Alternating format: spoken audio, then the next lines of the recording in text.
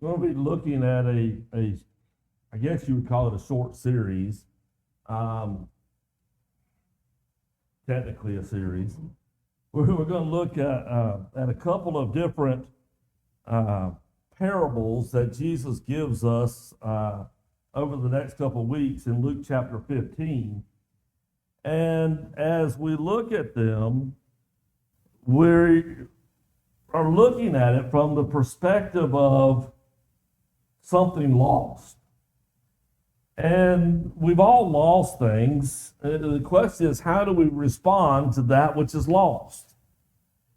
And Jesus gives us three parables there in Luke chapter 15 that is dealing with somebody looking for something that's lost. And so we're going to look at it and we're going to draw some lessons from it that hopefully will help us in dealing with things that we've lost. We're not going to start with the first parable of the chapter, though. We're going to start in the middle, and we'll finish with the first one. So let's start first, Luke chapter 15, and beginning with verse 8. Jesus says, "Or suppose a woman has 10 silver coins and loses one. Doesn't she light a lamp and sweep the house and search carefully until she finds it? And when she finds it, she calls her friends and neighbors together and says, 'Rejoice with me, I have found my lost coin.' In the same way, I tell you that there is rejoicing in the presence of the angels of God over one sinner who repents." Now, as we begin thinking about this parable and what this parable is about, Jesus makes it ultimately about lost souls, about how heaven rejoices when someone who is lost is found and brought back to him. And that's the overall theme of each of these three parables that are there in Luke chapter 15. And usually when we teach on these, there's where all of our focus is at.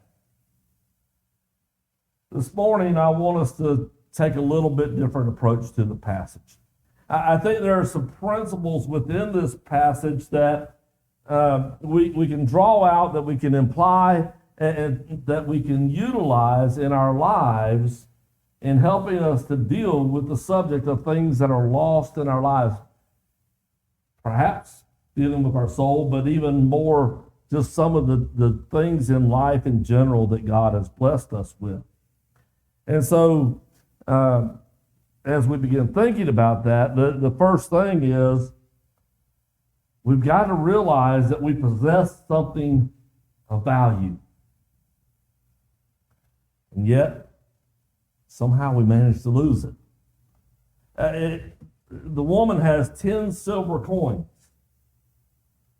She loses one. How did she lose it? We don't know. Doesn't tell us, just tells us she lost it. Someone could have moved it. She could have put it somewhere and forgot, like I do. She could have lost sight of its value. In the moment, I've got all this money. I don't have anything to spend it on at the moment. Doesn't have, it's not such an important thing at the moment. And so I put it somewhere, and I lose track of its value, and I lose track of where it is. We've got a lot of reasons, a lot of excuses as to why we lose things. We lose money, just like she did. We lose relationships, marriages, relationships with our children, relationships with our parents, relationships with friends. We lose jobs. We lose time. We lose our patience with people. We lose control. We lose our closeness with God. There are a lot of things that should be very valuable to us, things that God has given us, that He's blessed us with, that should have some very real value to us and to our lives, and yet constantly losing these things.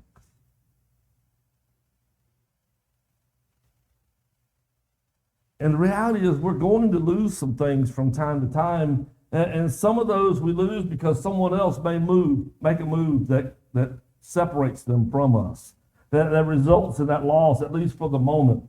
Sometimes we just get caught up in other things and we drift, and for whatever reason, we're not where we're supposed to be, or that thing in our life is not where it's supposed to be. And sometimes we forget the value. We begin to take it for granted, and in doing so, we lose or begin the process of losing it completely. We're going to lose things from time to time. The question is, what do we do when we realize it? And what can we do to avoid losing it in the first place, or to avoid losing it again?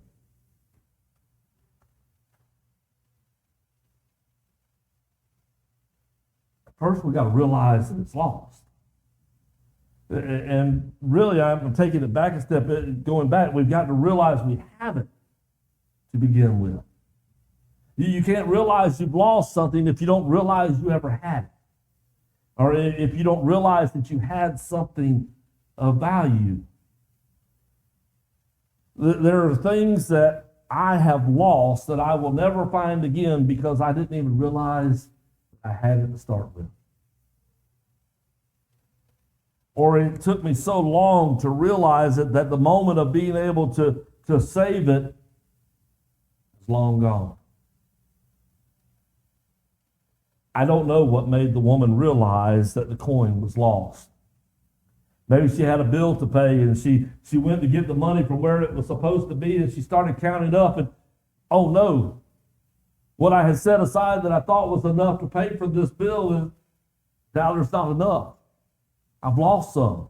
We don't know what made her realize it, but she did come to that realization.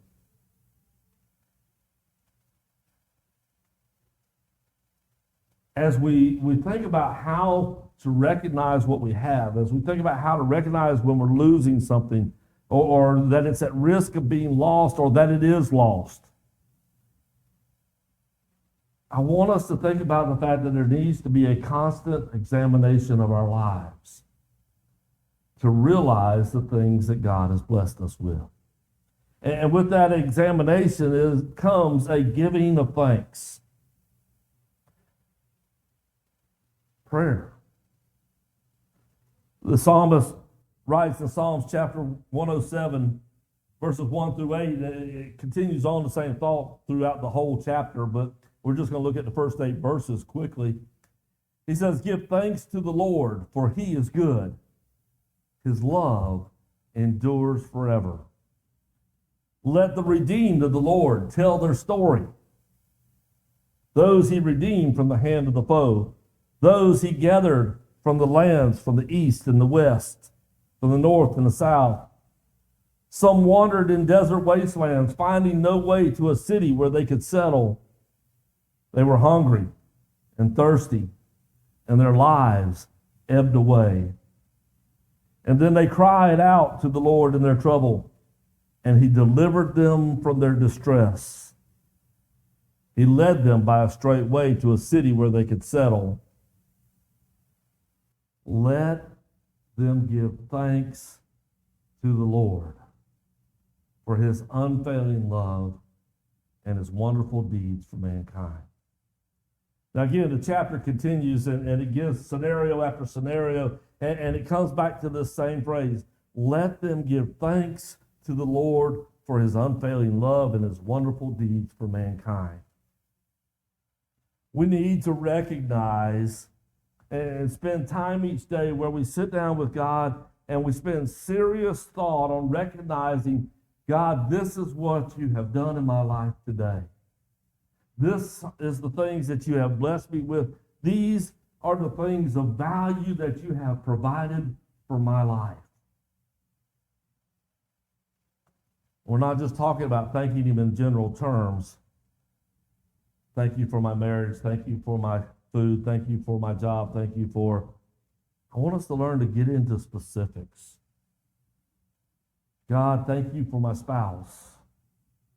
my children, thank you for my parents. Father, thank you for my job. Thank you for the house, for the food. We can list those things, but the more specific we can be, the more aware we are of what we have. Well, how does that awareness help us? Again, it allows me to know what I have of value to begin with. It allows me to recognize, I start going through my prayer, whoa, I can't say thank you, God, for that today because it's not there. Something's happened here. And this is why, as we talk about this, it's important to dive deeper into those things than just those surface statements like, thank you for my spouse, thank you for this. God, thank you for the moment that I had today with my spouse. For the conversation we had where we were able to share openly with each other about our love and our concerns. This communication with my spouse is valuable to me. God, thank you for the meal that she made today. Father, thank you for them remembering to take out the trash or whatever it was that happened that meant something to you today. Father, thank you for that moment of value within that relationship that makes it even more valuable, that makes it even more special to me. God, I thank you for my children. I thank you for that child coming to me today to ask me 100 questions about things that I might not know the answer to. Thank you for helping me to find the answers so that they know that, like you, I will always be there for them. Thank you for helping me not to overreact to the issue with them today, Father, but to use that moment to show love and grace and as a moment to teach. Do we realize how special and valuable those moments are with our children? Those moments with our spouse? Those similar type of moments in our jobs and in our relationships with other people?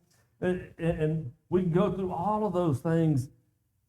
You can begin to see how much time we could spend in prayer if we really begin to pray like that. It gets us a lot closer to Paul's pray without ceasing. Thanking God in each and every moment that, Father, thank you for this special little moment right now. Add it to my list of what is of value in my life today. It brings about recognition of those things. And again, when we learn to pray like that, the more specific we're able to be, the sooner we'll realize when something's getting lost.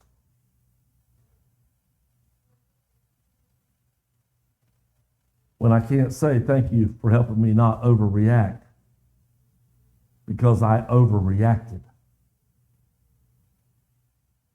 I lost something, didn't I? I lost some patience. I lost some control. I lost some ability to relate to my child. I lost some ability for them to want to come to me because Dad's going to overreact if I come to him with this problem. Things that begin to be lost that were valuable.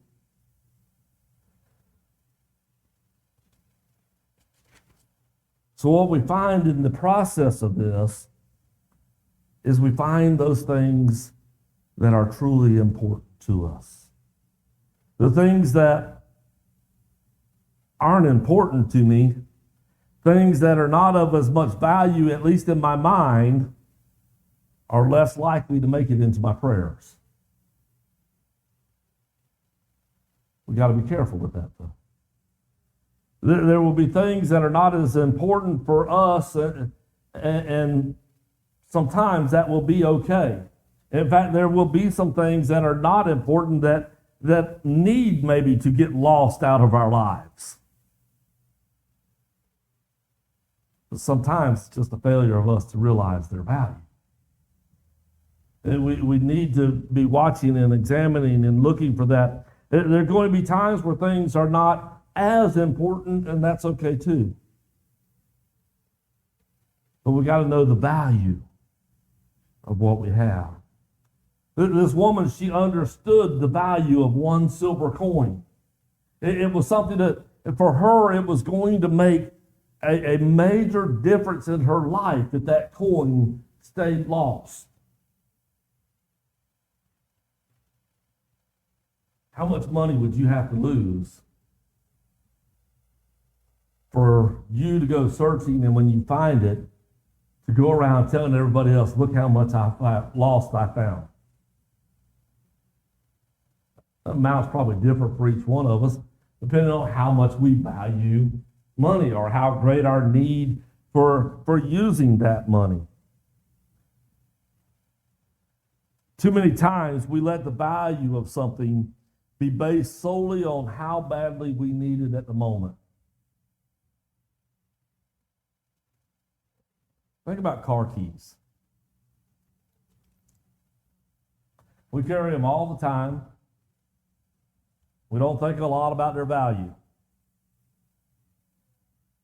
Get up in the morning, though, be trying to get to work on time, and not be able to find that car key, and it's suddenly what? It's suddenly very valuable. Its value increased because my job's possibly on the line, because of panic, because of stress, because of concern, because of worry. Its value skyrocketed. It has suddenly become the most important thing in my life at that moment. To the point that, like this woman, I'm going to tear the house apart until I find that key.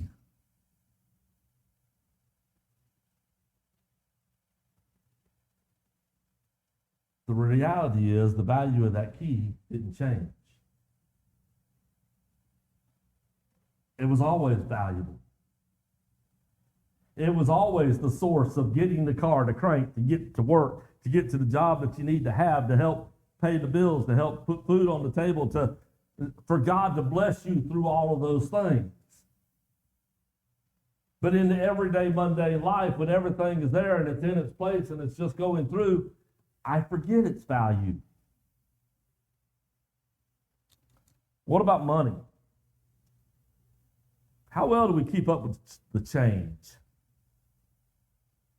It's just a penny. Penny doesn't buy anything anymore. Oh, but if you add enough of them up, well, it's just a nickel. It's just a dime. It's not worth much until you need that money for something urgent. I can remember a period of time when the kids were little. There was an urgent need for diapers. There was an urgent need for money for diapers. And what did we find ourselves doing? We're going around through the house, pulling out every trunk drawer, scratching through it for every penny, dime, nickel, whatever was in there. You turn the couch upside down, shake it, get the money falling out, go out to the cars, you're digging under the seat, you're stuffing all that money in a cup so that you can go down to the store to the Coinstar machine and pour it in there and get it, spit you out some real cash.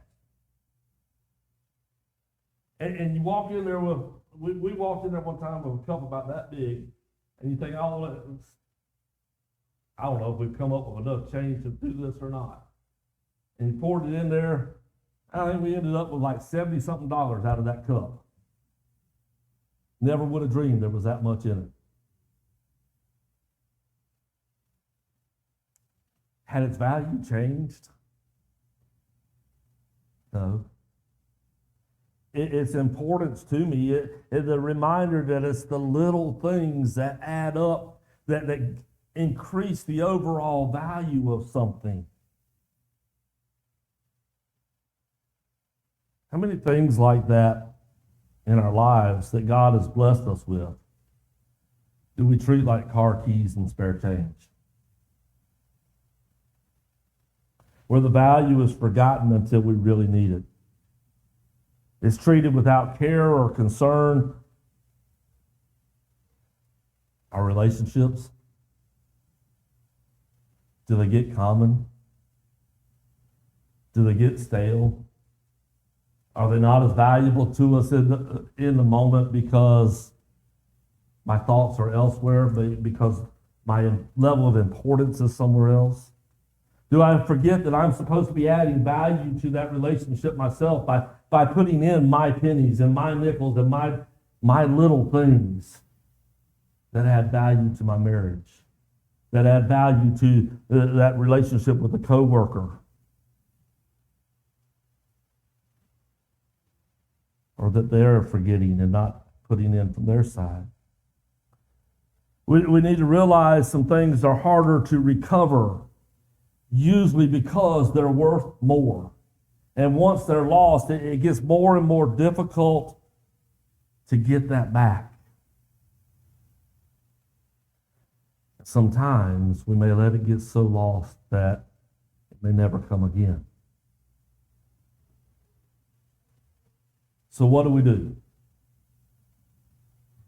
Well, in addition to praying our thanks for what God has given us so that we recognize when something is lost or is being lost, praying about finding, we need to pray about finding that which we have lost or that we are in the process of losing.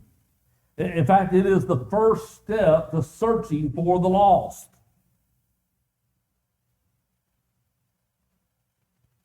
God, I feel like today I've drifted in my relationship with Shay.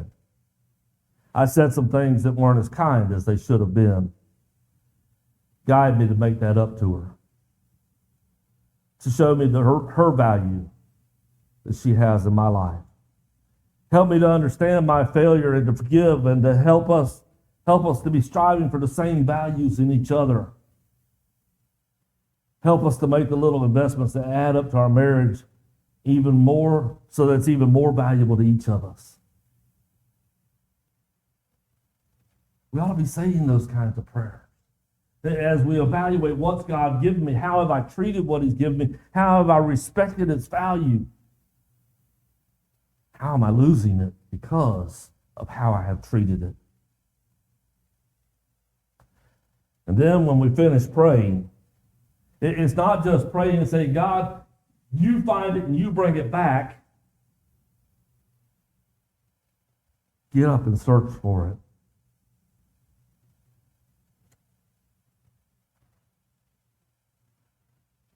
Get up and sweep my house.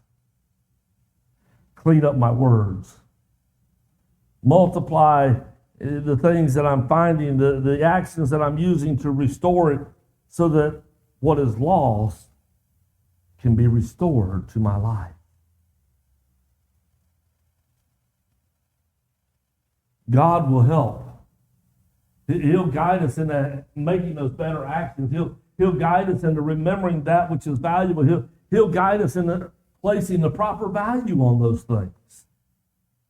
So we know which ones it's okay to lose and which ones we need to be clinging to.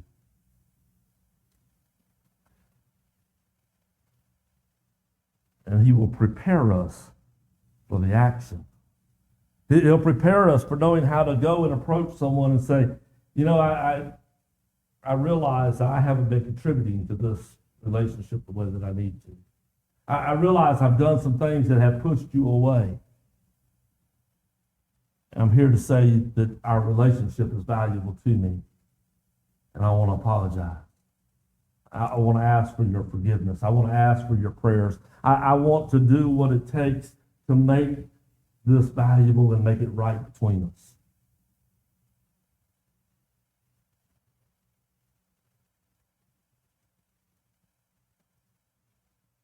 To know how to better react at work. To take those moments when I was frustrated because of how things were going at work and be able to pause and remember how important it is for me and my family that I not quit that job. That I not, in my frustrations, act in such a way that I might get fired from that job.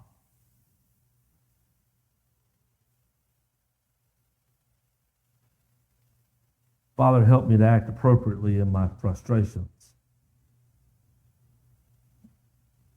And then I go and begin looking at those things that can help me learn how to deal with what it is that's frustrating me, how I can help make the process work smoother so I'm less frustrated, how I can, whatever it is that helps me to seek out the solution, that seeks out how to save and to rescue that which I'm about to lose.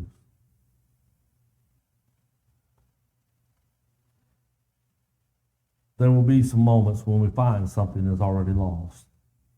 There will be some moments when we find that maybe it's lost and can't be restored to us.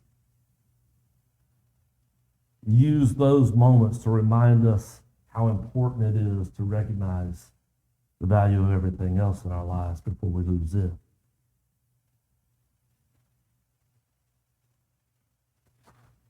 And then, when you found it, when you restored it, rejoice. Share with others how glad you are that you found that which you had lost, or that how you have restored back to its right state and its right condition and its right value, that which was important to you that you were losing.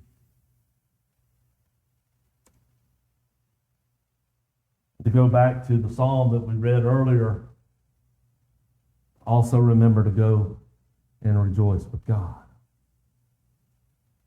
Father, thank you for hearing my prayers. Thank you for providing this in my life. Father, thank you for helping me to restore this. Father, thank you, thank you, thank you.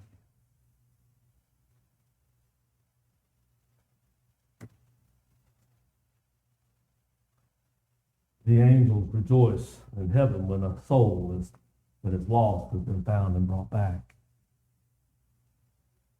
I think they also rejoice with God, maybe not quite as much, but they also rejoice when they see how God has blessed us and how we respond to that blessing in the right way.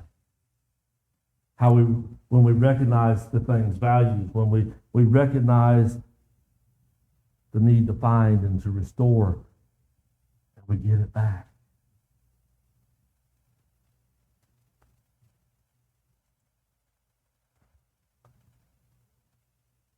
There are so many things that God blesses us with.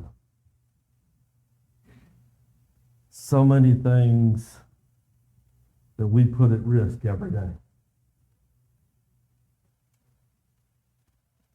When we look at these other couple parables, we'll get probably more back in line with the soul thought, looking at losing ourselves, looking at losing others, and we'll dive a little bit closer into that. But I wanted us to look at this morning and to grasp this principle, because this is still an important lesson as we get into those other parables. How do I begin to notice that I'm losing my soul if I'm not talking to God about it daily? If I'm not doing the things that help me to understand the value of my soul to begin with? How do I begin to evaluate and to understand the importance of carrying the gospel message to others if I don't understand the value of their soul? God has created a world and He has given us everything in it. And it all has its value. Do we recognize it?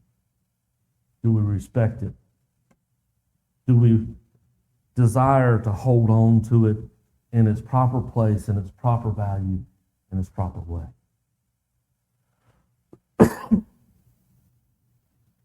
I hope this lesson this morning helps you in that regard. And I know a lot of the things I said is all about prayer. And I know some people think that prayer is just the preacher's answer to everything. And it is. But that's because prayer is the answer to everything. Because taking anything to God is the answer for everything. At least as far as the first step goes. This morning, if there's something that we can do, if you realize there's something missing or something going amiss in your relationship with God, And there's a way that we can help you to begin restoring that this morning through prayer, through love, through support, whatever way that we can help you.